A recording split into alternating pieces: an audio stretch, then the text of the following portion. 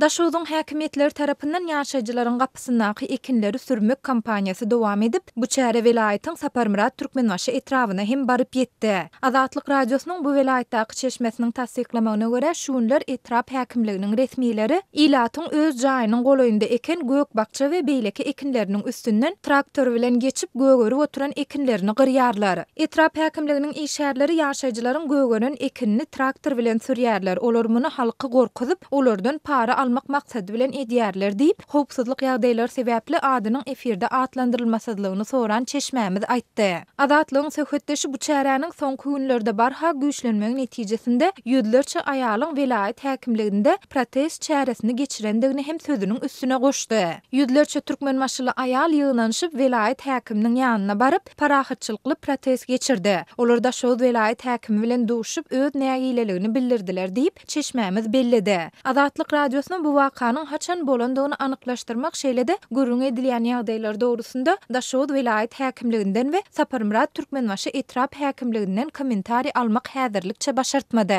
Türkmenistanyň Demirazyk welaýatyndaky häkimetleriň ekin meýdanlaryna reýt geçirip, daýhanlara pul jerimesini salýandygy barada Azatlyk radiosy mundan 2 aý ol hem habar beripdi. Şonu Azatlygyň çeşmesi ýylyň gurok gelmegi sebäpli Bollumsaz, Akdepe, Ýylanly etraplarynyň daýhanlarynyň gödöňüne tutan hasylyny alyp bilmändigine, şol sebäpli olaryň öz maşgalasyna goşmaça girdeji bolar diýen niýet bilen boş ýatan mellek ýerlerine şaly ekendigini habar beripdi. Ýöne söhbetdeşimiz häkimetleriň alyp barýan soňky çäresi netijesinde ýaşaýjylaryň bu arzularynyň puja çykandygyny aýdypdy. Boldumsaz, Akdepe, Ýylanly etrap häkimlikleriniň we prokuraturalarynyň resmiýetleri boş ýatan ýerlere şaly eken daýhanlara 10 000-dan 20 000 manada çenli salynan pul jerimesini 1-nji iýule çenli tölemegi tawşyrypdylar. Şeýle olaryň mellek ýerlerine barýan suwuň sakasy buldozer tehnikasy bilen gömülüp ekinleri guradylypdy. Azatlygyň çeşmeleri welaýatyň 4 etrawyna geçirilýän bu reýtleriň suw ýetmezçiliginiň barha ýitileşmegi bilen baglanşyklydygyny, bularyň hususan da ýokary wezipeli adamlaryň we olaryň ýakynlarynyň müňlerçe gektar ýere eken şalysyny wagtynda suwarmak üçin alınıp barylýandygyny gürrüň berdiler. Munyň bilen baglykda şu aýyň başynda bolsa welaýatyň Saparmurat Türkmenbaşy etrawyndaky ýaplarda suwuň juda azlygy sebäpli häkimetleriň onlarça kilometre uzap gidýän ekrançylyk ýaplarynyň boýunda suw garawullaryny goýandygy habar berildi.